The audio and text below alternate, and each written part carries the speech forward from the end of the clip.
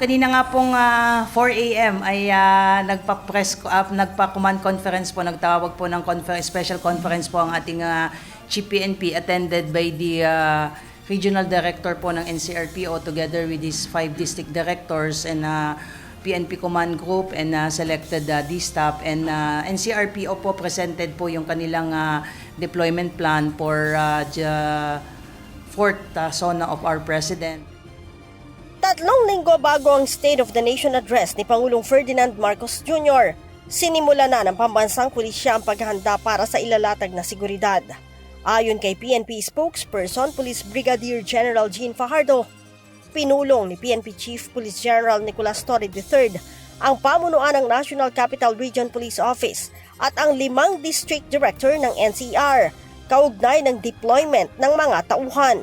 May a few questions lang po ang ating Chief PNP with respect to their deployment. So they will be making some or at least few adjustment with respect doon po sa mga deployment, including po yung mga locations na dapat pong bantayan po. Mga more or less 12,000 po ma'am ang i-deploy po for SONA. Kasama na po dyan yung mga madideploy within the vicinity po ng House of Representatives.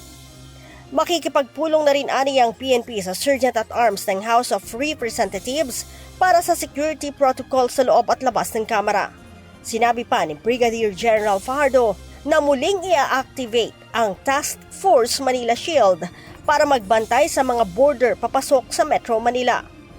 Pagka may mga ganitong major events po sa Metro Manila ay yung ini-implement po natin yung Manila Shield kung saan yung Police Regional Office 3 and Police Regional 4A po ay magtutulong po sa atin para bantayan din po yung ating mga border controls. Dagdag ni Brigadier General Fajardo, sa ngayon ay wala pa silang natatanggap na aplikasyon para sa permit to rally at nilinaw din ng PNP na magpapatupad sila ng no permit no rally policy sa araw ng SONA ng Pangulo. Normally po sir, yan po naman ang ating ini-implement na no permit, no rally dahil may Freedom Park naman po, nandiyan po yung Quezon City Circle, but normally alam po natin yan na yung mga particularly yung mga anti-government rallies po ang normally ang kanila pong assembly area, it's either the UP Diliman or doon po sa may COA area and then magma-march off po sila. But definitely, katulad po nung ginagawa natin na normally ay hanggang doon lamang po sila sa Tandansora papayagan po na probably magsagawa po ng kanilang programa.